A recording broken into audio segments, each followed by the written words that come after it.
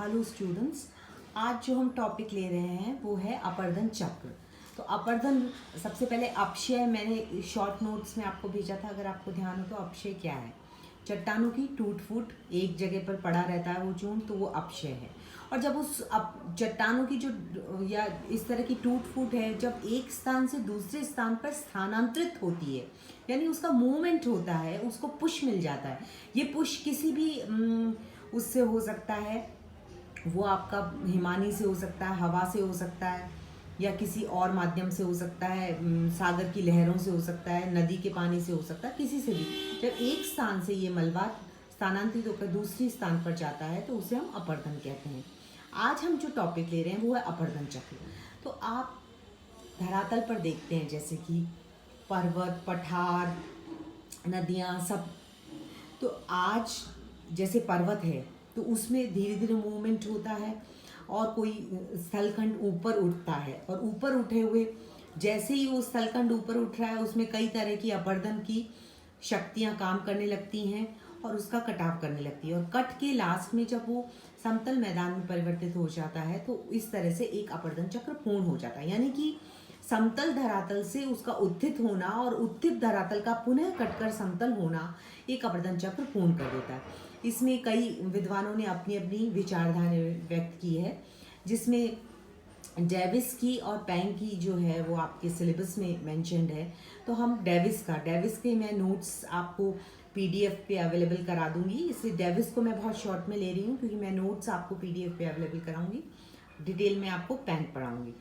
सबसे पहले जो है इसका चक्रीय पद्धति का अवलोकन 1785 में जेम्स हटन ने किया। न तो आदि का कोई लक्षण है और न अंत का कोई भविष्य, ये उनका स्टेटमेंट था। फिर अब हम डेविस का आते हैं। डेविस का मैं बहुत शॉर्ट में बता रही हूँ आपको। तो डेविस का जो अपर्दन चक्र है वो 19वीं शताब्दी में आया। अब अंतर्जात बल में उत्थान हो गया, ठीक है, जिससे पर्वत, पठार, पहाड़ियाँ बनती हैं। और बहिर्जात बल में आपकी नदी, सागरी तरंगे, हिमानी, परिहिमानी, पवन, ये सारी शक्तियाँ हैं। तो इस प्रकार जो मेन चीज़ है ये क्या है, समतल मैदान जो है मेनली क्या चीज़ है, जो आप बहिर्जात बल जो है वो क्या करता है, कटाव का काम करेगा, और अंतर्जात जो बल है वो क्या करेगा, उत्थान का काम करेगा।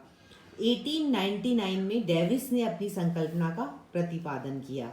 डेविस की जो संकल्पना है, उन्होंने पेनिप्लेन रीजन की बात करी है, जिसमें उन्होंने डेविस जो है वो क्या कहते हैं, 1899 में डेविस ने भौगोलिक चक्र की जो संकल्पना दी उसमें ये कहा है, भौगोलिक चक्र समय की वह अवधि है जिसके अंतर्गत एक उत्थित भूखंड अपर्दन के प्रक्रम द्वारा प्रभावित होकर आकृति विहीन समतल मैदान में परिवर्तित हो जाता है। यानी कि उत्थित भूखंड किस में परिवर्तित हो रहा है, आकृति विहीन समतल मैदान में। डेविस ने जो प्रतिपादित किया है वो स्थल रूप, संरचना, प्रक्रम और समय का प्रतिफल है। A landform is a function of structure, process and time. Main 3 चीजें आपको ध्यान रखनी है, संरचना, प्रक्रम और समय, ठीक है ना। संरचना, प्रक्रम और समय, इन 3 चीजों का।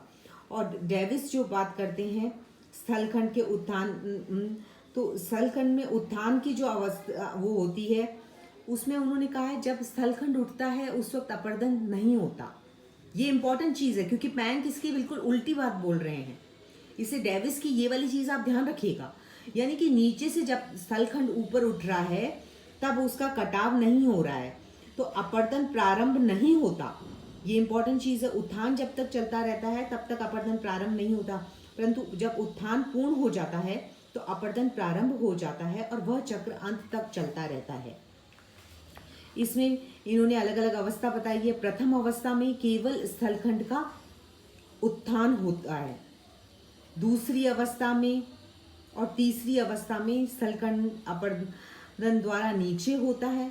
प्रथम अवस्था में स्थलखंड उत्थान की अवस्था में होता है, उसे मूली चक्र में नहीं सम्मिलित किया जाता। अंतिम दो अवस्था में, जिनमें हम अंतिम जो दो अवस्था हैं जिसमें कटाव अपर्दन हो रहा है, उनको उनमें तरुणावस्था, प्रौढ़ावस्था और जीर्णावस्था, ये 3 स्टेजेस बताई हैं। प्रथम अवस्था में उत्थान हो रहा है और स्थलखंड नीचे से ऊपर उठ रहा है। द्वितीय अवस्था में अपर्दन प्रारंभ हो जाता है। ऊपरी चक्र पर अपर्दन नहीं होता, लेकिन निचले वक्र यानी घाटियों में, यानी ऊपर की चोटियों में तो नहीं, लेकिन नीचे की घाटियों में अपर्दन सर्वाधिक होता है, जिससे नदी घाटियां अपर्दन के कारण अधिक गहरी हो जाती हैं, जबकि कटक के ऊपर का भाग अपर्दन से अप्रभावित रहता है, वहाँ ज़्यादा अपर्दन नहीं होता। शीर्ष भाग अपर्दन रहित होता है और नीचे कटाव हो जाता है। ये इसकी द्वितीय अवस्था है। और तृतीय अवस्था का समय सबसे लंबा रहता है और इसके अंतर्गत अपर्दन चक्र को प्रौढ़ तथा जीर्ण अवस्थाओं में संपन्न होता है। अब क्षैतिज अपर्दन भी प्रारंभ हो जाता है और ये लंबवत अपर्दन की अपेक्षा क्षैतिज अपर्दन ज़्यादा होता है। परिणाम स्वरूप परम ऊंचाई, उच्चावच दोनों घटने लगते हैं। परम ऊंचाई और उच्चावच दोनों घटने लगते हैं और अपर्दन चक्र की प्रौढ़ावस्था का समय होता है और क्रमबद्ध हो जाता है। और इसके कारण क्या होता है, परिणाम स्वरूप उच्चावच तेजी से विलीन होने लगता है और स्थलखंड आकृति विहीन मैदान में बदल जाता है, जिसे डेविस ने कहा है पेनी प्लेन रीजन। यानी कि कट करके लास्ट स्टेज में क्या है, जो जो जहाँ पहले पहाड़ दिख रहा था या पहाड़ी ऊंचा स्थलखंड था, वो कट करके समतल प्राय मैदान में बदल जाता है, जिसे डेविस ने कहा है पेनी प्लेन रीजन। और यहाँ पर पूरा पैनी प्लेन रीजन में पूरा समतल हो गया है। कहीं कहीं पर कठोर चट्टानों के टुकड़े अवशेष के रूप में दृष्टिगोचर होते हैं, जिन्हें डेविस ने कहा है मोनाड नॉक। ठीक है, तो ये तो था डेविस का अपर्दन चक्र। अब इसकी छोटी मोटी आलोचना भी हुई है। जैसे आलोचना में ये है कि एक तो इसका चक्र की नामावली भ्रामक है, दूसरा ये है अपर्दन चक्र की संकल्पना आवश्यकता से अधिक साधारणीकृत है, तीसरा ये हो गया कि डेविस उत्थान और अपर्दन के बीच के संबंध की संकल्पना भ्रामक है। वो कह रहा है कि जब तक उत्थान होता है अपर्दन नहीं होता, ये चीज़ सही नहीं लगती। और उत्थान की प्रक्रिया को त्वरित और अनायास बताया है, जो कि भ्रामक लगता है।